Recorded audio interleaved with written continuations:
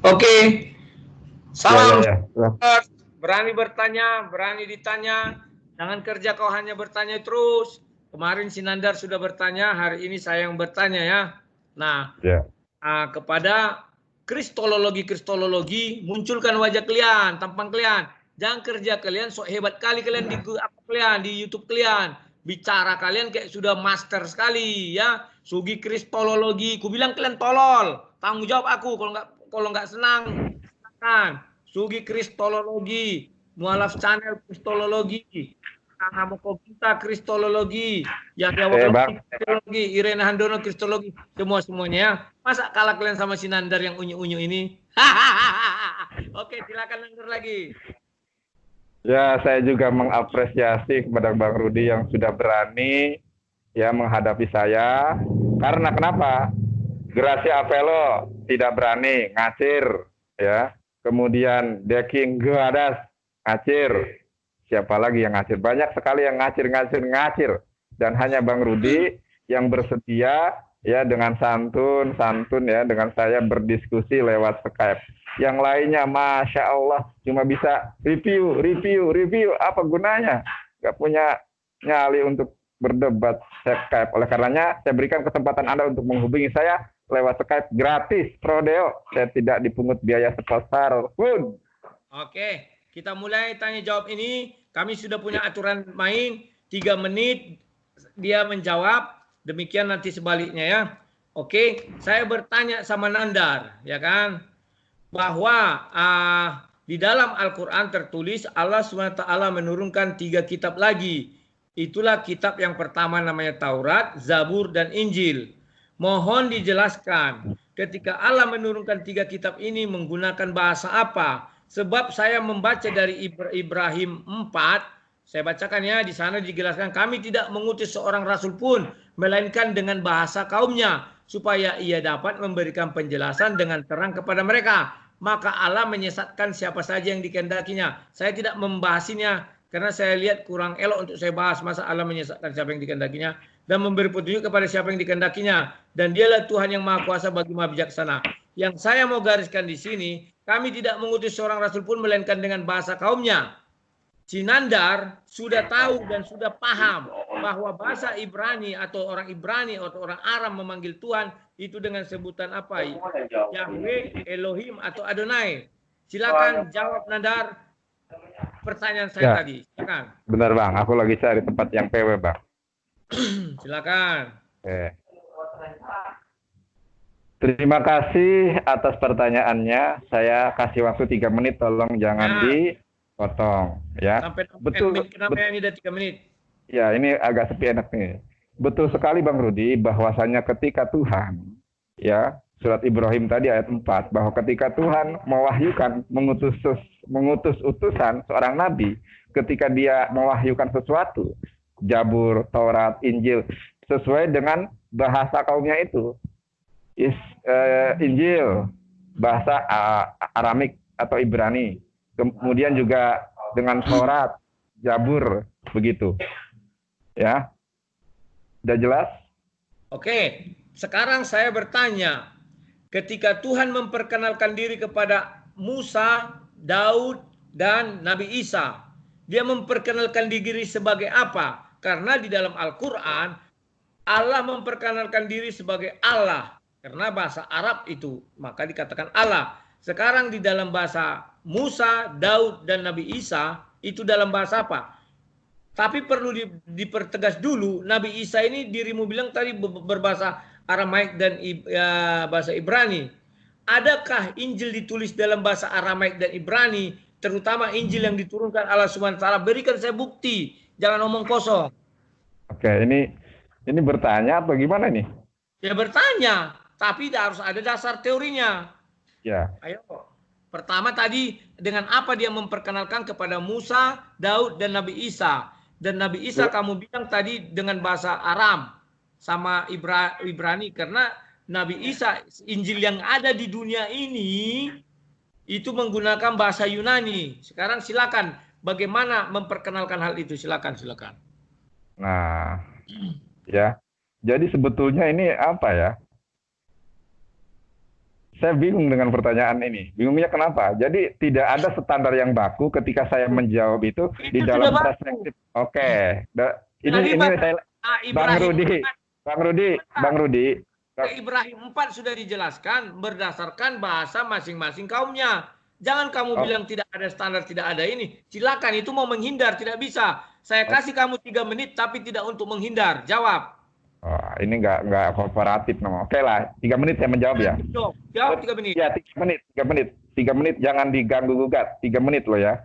Mau Silakan. Anda saya jawab apapun, Silakan, dengarkan jawab. nanti Jangan Anda enggak. Oke. buang-buang Ya, waktu. sesuai dengan Ibrahim ayat 4 bahwa Allah mengutus suatu kaum ketika mewahyukan atau berfirman sesuai dengan bahasa kaumnya. Kalau dia orang Ibrani ya berbahasa Ibrani. Kalau dia orang Yunani ya dia berbahasa Yunani dan lain sebagainya. Nah, ketika justru itu ya, saya tidak habis pikir ya, tidak habis pikir ya. Justru ini adalah saya mengkritisi jadinya.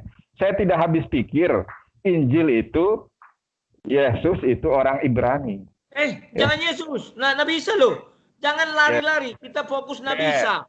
Nabi Isa itu, Nabi Isa Oke, udah meralatnya cukup.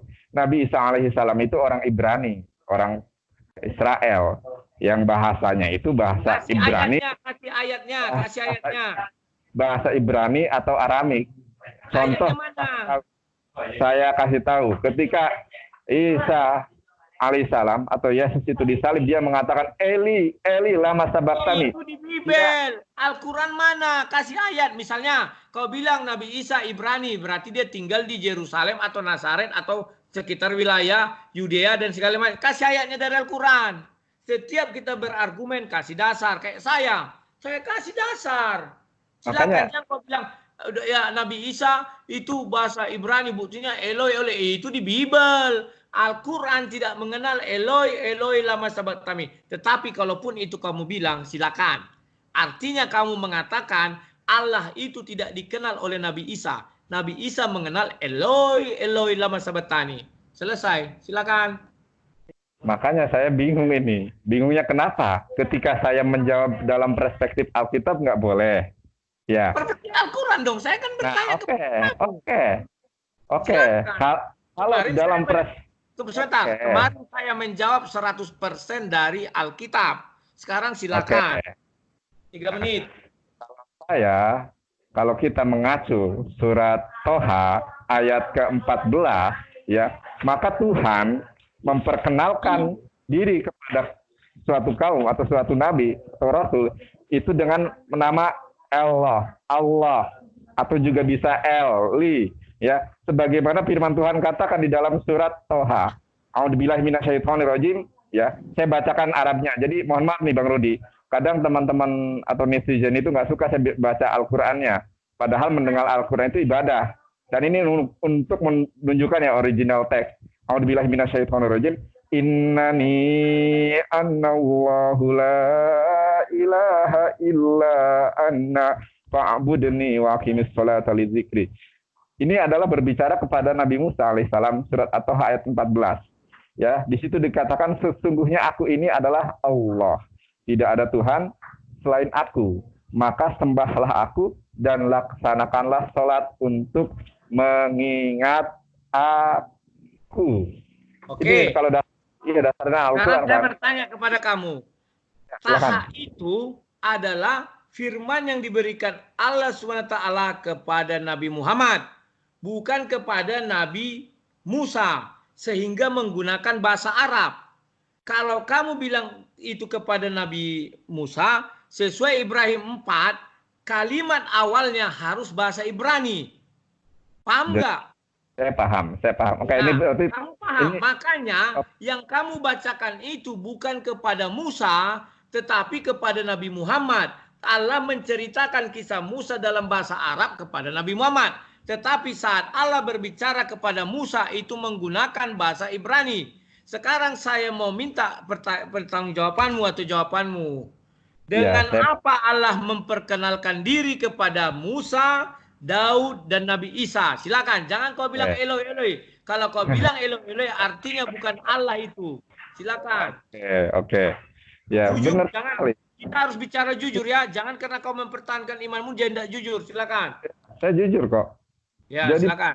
kan tadi saya di awal mengatakan, bahkan Bang Rudi pun mengatakan, ya, di dalam surat Ibrahim ayat 4 ketika Allah Subhanahu wa taala mengutus rasul berfirman kepadanya, mewahyukan sesuatu kepadanya, maka sesuai dengan bahasa kaumnya. Betul tuh? Sepakat di situ? Nah, sekarang memperkenalkan diri kepada Musa dalam apa? Sebutkan. Jangan berbelit-belit, gampang aja. Bahasa Ibraninya ini selesai. Oke. Ini bagian saya menjawab. Innani. Nah, ini kan bahasa Arab. Anna. Ibrani kan? Arab kan? Ini bahasa Arab bukan bahasa Ibrani kan? Sepakat? Ya, bahasa Ibrani kan? Karena itu kamu bilang ucapan Allah kepada Musa. Bahasa Ibrani kan? Apa bahasa Ibraninya? Aku mau lihat. Ini terjadi logika falasi, Bang Rudi. Logika falasi. Yang saya minta ketika Allah bicara kepada Nabi Musa, kamu bilang dalam bahasa kaumnya. Al-Quran juga mengatakan, artinya dalam bahasa Ibrani. Sekarang Allah menceritakan itu kepada Nabi Musa, Nabi Muhammad. Maka digunakanlah bahasa Arab, karena sudah dalam Nabi Muhammad. Saya minta ketika bicara sama Musa, Allah memperkenalkan diri sebagai apa? Apakah sebagai Allah? Kamu jujur. Dari sejarah Israel, sejarah Yahudi sampai sekarang, bukalah di salah satu kamus kitab mereka, dikenal tidak Allah. Nah, makanya tolong ketika waktu saya menjawab jangan dipotong, meskipun itu di luar konteks. Jujur, kamu lari sana lari sini, memutar-mutar, sehingga waktu sendiri terbuang, sayang. Bang Rudi, ini waktu saya untuk menjawab, tolong hargai. Tapi kalau lari saya bisa dong mengatakan jangan ke sana, tapi ke sini. Begini. Jadi Bang Rudi itu ibarat lagi ngangon. Apa ya ngangon itu bahasa Indonesia? Oh, menggembala domba, ya kambing, sapi. Jadi kalau Bang Rudi itu maunya kambing itu ngikutin Bang Rudi terus, nggak mau. Oh, tidak. Saya tidak bilang begitu. Argumenmu tidak punya dasar. Kalau saya berargumen, saya kemarin dari kitab suci, ini. Oke, silakan. Bang Rudi, ini kan waktu saya untuk menjawab kenapa selalu dipotong. Silakan, karena kamu berbelit-belit, silakan. Allah memperkenalkan diri kepada Musa, Daud, dan Nabi Isa dalam apa? Silakan. 3 menit. Kan tadi sudah. Dari tadi 3 menit. Aku kan itu lihat ini ya. Aku lihat jam yang di pojok itu loh. Sekarang jam 12 menit lewat 48. Silakan 3 menitnya berarti 15.48. Silakan. Makanya diam. Kan tadi sudah di awal. Bahkan Bang Rudi itu membacakan loh ayat. Silakan langsung jawab. Aku tahu kau sudah kepepet. Kau mau bilang Yahweh, Elohim, Adonai. Kemarin saja kau sudah mulai melafalkannya. Silakan. Innani anna, bahasa Arab. Innani anallahu la ilaha illa anna. Ya, ketika Allah Subhanahu wa taala mewahyukan pembicaraan, ya, bukan hanya Musa, ya, pembicaraan Isa, siapapun, maka otomatis bahasa yang digunakan adalah bahasa Arab. Tidak mungkin bahasa Ibrani, akan nggak irasional, ya, nggak rasional gitu. Kalau Nabi Muhammad menerima wahyu dalam bahasa Ibrani nggak irasional, nggak masuk di akal, nggak logis. Justru memang betul, nggak logis. Silakan jawab. Saya tidak nanya kepada Nabi Muhammad, yang saya tanya kepada Musa. Kamu menjawab yang nggak logis, lucu. Saya tanya kepada Musa, kepada Daud, dan kepada Nabi Isa. Kamu bilang nggak logis dong. Kepada Nabi Muhammad kalau menggunakan bahasa Ibrani, ya silakan nggak logis. Tapi kepada Musa, bahasa Arab kan tidak. Bahasa Ibrani jelaskan, jujur. Ya itu Bang Rudi, kita harus. Masa hanya menanya itu sampai 14 menit kita. Kalau saya katakan jujur, orang Ibrani, orang bahasa Yahudi tidak mengenal namanya Allah, tetapi yang mengenal Yahweh, Elohim, Adonai. Kalau bukti, pergilah ke Yerusalem ke sana, bongkari semua, ditemukan tidak nama itu? Kan tidak. Silakan jujur, bilang aja ya, mereka bilang Yahweh, Adonai, Elohim. Baru kalau Yesus apa? Theos. Karena Injil di dunia ini tidak ada berbahasa Arab. Silakan. Begini. Aku nggak habis pikir gini loh ya. Bang Rudi itu pengen saya menjawab itu sesuai yang diinginkan Bang Rudi. Tidak, Ini kan sesuai fakta sejarah, sesuai dasar logika kita berpikir. Tidak boleh ya, kamu mengatakan, oh itu kan kena pada Nabi Muhammad. Allah menceritakan ulang kisah Musa kepada Nabi Muhammad menggunakan bahasa Arab. Ya benar, tak pernah saya lawan. Sekarang yang mau oke. saya minta, ketika Allah menurunkan Taurat, Taurat itu dalam bahasa apa? Kamu mengakui Ibrani. Zabur dalam bahasa, kamu akui dalam bahasa Ibrani. Baru Injil dalam bahasa apa? Kamu akui dalam bahasa Ibrani atau Aramaik. Selesai. Nah, jelaskan di dalam Taurat itu Allah memperkenalkan diri dalam apa? Kalimat apa? Oke, ya kan? Kan aku sudah tadi mengatakan, ini jangan dipotong loh ya, jangan dipotong. Kalau dipotong, maka akan tidak tersampaikan ya jawaban saya ini kepada Bang Rudi. Pertama, di Bang Rudi, ketika Tuhan ya memperkenalkan dirinya itu dengan nama dirinya. Akan tetapi ketika Tuhan Allah Subhanahu wa taala mewahyukan kepada nabi orang Ibrani ya bahasa Ibrani, kepada orang Arab ya bahasa Arab, orang Nabi Muhammad SAW bahasa Arab. Nah, saya ambil contoh, dengarkan baik-baik. Innani annallahu la ilaha illa anna fa'budni wa aqimis sholata li dzikri. Di sini adalah mengisahkan tentang bagaimana Allah Subhanahu wa taala menampakkan diri kepada Musa dan berbicara dengan Musa. Kata Musa di ayat sebelumnya itu ya, aku telah memilih engkau dan dengarkanlah apa yang akan diwahyukan kepada kamu, kata Allah kepada Musa. Kemudian dia memperkenalkan dirinya. Ya, innani, emang sih kalau di sini innani sesungguhnya anak aku, kata Allah. Nah, Allah di sini adalah nama dirinya, nama pribadi dirinya. Oleh karenanya Yesus ketika disalib Eli ya, Eloi, itu adalah nama lain dari Allah Subhanahu wa taala. Ya, Eli Eli lama sabaktani. Begitu Bang Rudi. Halo? Ya, berarti Eloi Eloi lama sabaktani kamu bilang ya. Nama pribadi kan? Nama pribadi. Ya sudah. Oleh karenanya kalau begitu artinya kalau kamu kan sudah.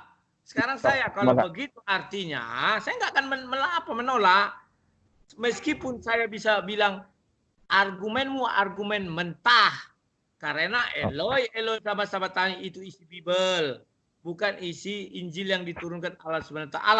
Tetapi tidak apa. Kamu katakan Eloi. Artinya bahwa ketika Allah berfirman kepada Nabi Isa bukan memperkenalkan diri sebagai Allah.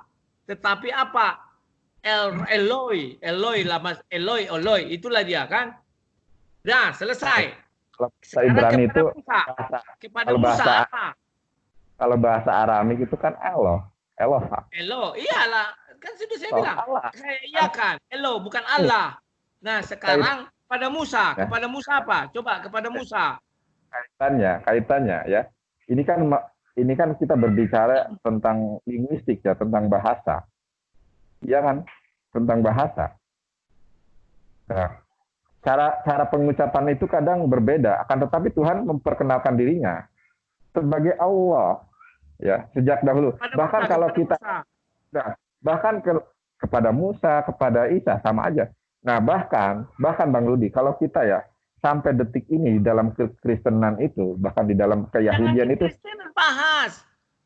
Ya, lah ini kan untuk mengkorelasi. Tidak bisa. Kamu cara menjawabnya saya ajari cara berapologet. Contohnya saya bertanya gitu, maka kamu bilang bahwa Allah digunakan dalam bahasa sebanyak sama Musa. Misalnya kamu bilang, ini ayatnya di Taurat ini tertulis Allah. Baru kamu bilang bahwa di Yerusalem di apa namanya itu di Israel itu ada kata Allah. Contohnya dalam surah ini. Kan selesai. Taurat ini selesai. Tapi kamu jangan bohong, harus jujur bahwa orang Yahudi tidak mengenal yang namanya Allah sejak zaman Adam sampai zaman Nabi Isa, Yesus ada. Sampai sekarang pun orang Yahudi tidak mengenal itu. Bagi mereka Tuhan itu adalah Yahweh. Itu dalam bahasa mereka. Kau sendiri mengakui kemarin. Jangan kau tidak jujur. Di dalam berbicara iman ini kamu harus jujur. Ini. Karena ketika lidahmu berbicara, Tuhan yang kamu sembah melihat. Dan saya Begini. juga demikian, Tuhan yang saya sembah melihat. Saya kan ketika menjawab kan mengimprovisasi ya. Ketika saya menggunakan improvisasi, Bang Rudi malah menolak. Saya kadang nggak habis pikir gitu loh ya. Improvisasimu tidak masuk dalam logika akademis. Nah, masalahnya ketika kita membahas ini, maka acuannya adalah dalil. Nah, Ya. dalil apa? Silakan. Kalau saya kemarin dalil saya jelas. Siapa mendalilkan, dia yang membuktikan. Kalau kita ya mengkaji tentang nama pribadi Tuhan, ya bahkan orang Yahudi pun masih berselisih, ya. Karena kenapa? Karena menurut Ten Commandment di dalam Ulangan itu jangan menyebut nama Allah. Ulangan. Saya minta dari Al-Quran atau sejarah Islam. Gimana saya bingung, gitu loh ya. Ini tuh jatuhnya debat kusir gitu ya. Sekarang begini loh. Kau membuktikan, sampai sengaja kau membuktikan bahwa semua apologet Muslim tidak bisa berapologet tanpa Bible. Bukan. Tidak bisa. Bukan. Semua apologet Muslim setiap ditanya mengenai Musa, Yesus, segala Nabi Isa, pasti lari ke Bible. Tidak bisa begitu. Justru Bang Rudi, justru saya menganggap ini adalah pertanyaan yang tidak berbobot sama sekali. Kenapa saya katakan tidak berbobot, tapi kau tidak bisa menjawab. Andai kata kau jujur, kau bilang Yahweh, aku akan maju ke pertanyaan berikutnya. Silakan. Ya, sekali lagi saya menegaskan bahwa ini adalah suatu pertanyaan yang tidak mempunyai nilai bobot yang bagi kau tidak berbobot, pun kau tidak sanggup menjawab.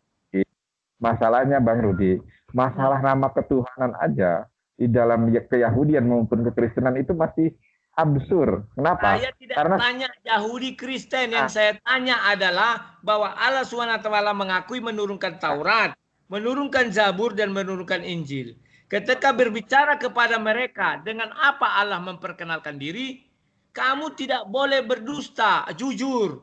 Karena ayat Ibrahim 4 mengatakan dalam bahasa kaumnya. Maka seluruh yang diucapkan Allah itu dalam bahasa Ibrani. Dalam bahasa Ibrani, tidak mungkin orang Ibrani sekarang salah mengucapkan nama Tuhannya. Karena itu sudah diucapkan turun-temurun ribuan tahun.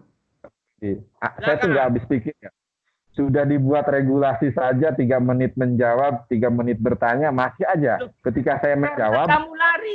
Karena kamu lari. Saya tadi kan diam. Saya kasih, saya lihat masih pada koridor. Begitu kamu masuk ke Alkitab, ya saya tak bisa dong. Masalahnya yang ditanyakan Bang Rudi itu berkorelasi dengan Alkitab. Otomatis tidak berkorelasi karena Allah SWT tidak pernah menurunkan Bible. Allah SWT tidak pernah menurunkan Kidung Agung, Yeremia, Yesaya, Yeskiel, bahkan sampai Habakuk segala macam tidak pernah. Yang pernah adalah Taurat, Injil, dan Zabur. Maka kita harus membahas itu. Tak bisa membahas yang lain. Makanya, ya kan, tadi saya di awal, kalau Bang Rudi saklek pengen saya menjawab di dalam perspektif Al-Quran, maka ketika Tuhan memperkenalkan namanya, ya, nama pribadinya kepada umat sebelumnya ya Allah, ya, sebagaimana di dalam At-Toha, ya, innani anallahu la ilaha illa. Nah, itu adalah firman Allah kepada Nabi Muhammad. Bukan firman Allah kepada Musa, atau kepada Daud, atau kepada Nabi Isa. Gimana sih? Oke. Saya pikir kamu tidak sanggup lagi menjawab hal itu, bahkan sampai kiamat pun kau tidak sanggup, karena kau tak jujur. Andai kata kau jujur, kita melangkah. Terakhir Bang Rudi. Ya kan? Begini loh ya, emang Al-Quran itu diturunkan dalam bahasa Arab karena Nabi Muhammad SAW orang Arab. Akan tetapi surat Toha ayat ke-14 ini, ya, Allah Subhanahu wa Ta'ala telah berfirman kepada Nabi Muhammad SAW dan menceritakan percakapan Allah dengan Nabi Musa alaihissalam. Ketika dalam bahasa Nabi Muhammad. Dalam bahasa Nabi Muhammad. Kan itu. Jangan dipotong, Pak Rudi. Jangan dipotong, ya. Makanya jangan dipotong. Saya nggak habis pikir kalau kayak gini debat kusir namanya. Innani Sudah, Ya. kalau tidak sanggup, katakan tidak sanggup. Sekarang sudah, tolong kamu jelaskan Ibrahim 4 aja lah. Karena di situ ada kata, apa namanya itu, maka Allah menyesatkan siapa yang dia kehendaki. Silakan jelaskanlah, itu penutup. Jelaskan kepada saya, 3 menit. Yang mana? Sesuai kaumnya itu? Ibrahim 4. Di sana dikatakan Allah menyesatkan siapa saja yang diinginkannya. Agar saya tidak salah pemikiran, kamu jelaskan apa maksudnya itu. Kok Allah jadi penyesat? Bukankah iblis yang penyesat? Oke, sekarang kita baca. Saya boleh pakai Alkitab nggak? Ibrahim 4 loh, bukan yang lain. Ibrahim 4. Improvisasi di dalam Alkitab, ternyata di Alkitab pun ada Tuhan menyesatkan manusia. Apakah Anda menerima? Saya tidak mau kamu ngambil dari Alkitab. Saya minta kamu bicara Ibrahim 4. Ibrahim itu dari Al-Quran. Berilah contoh di Al-Quran. Oke, sebelum saya berbicara tentang Ibrahim ya, surat Ibrahim ayat 4, seandainya di dalam Alkitab Tuhan menyesatkan manusia, ya, apakah Anda juga sepakat? Saya tidak tanya itu. Saya tanya Ibrahim 4, jelaskan. Agar saya tidak sesat pikir. Nanti saya dibilang penistaan agama. Karena di sini kalau dalam segi bahasa Indonesia, dikatakan maka Allah menyesatkan siapa saja yang dia kehendaki. Itu kan gampang memikirkannya itu. Berarti Allah menyesatkan. Agar saya tidak salah pikir, kamu jelaskan sebaik-baiknya. Coba ya. Begini, jadi kadang ada sebuah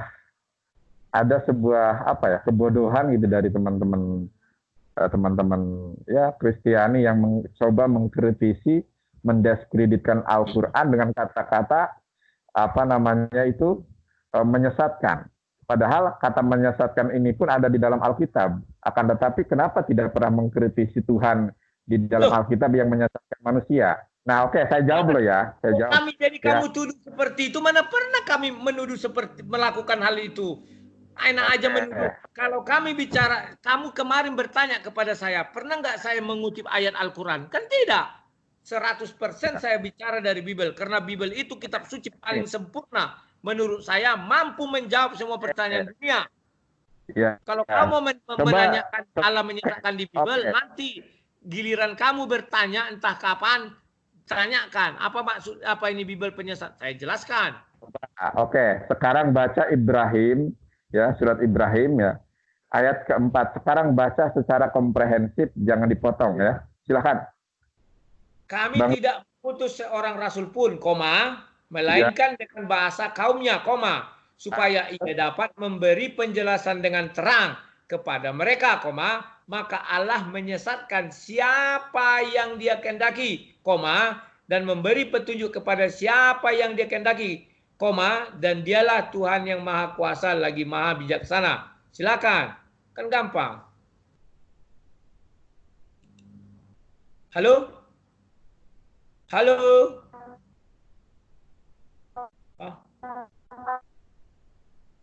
Jaringan tidak bagus ya. Oke Nandar, kita siap stop aja sampai sini karena saya pikir jaringan tidak bagus yang pertama, yang kedua kamu memang sudah tidak mampu lagi menjawab. Paling hanya itu aja berbelit segala macam. Oke, sampai jumpa ya.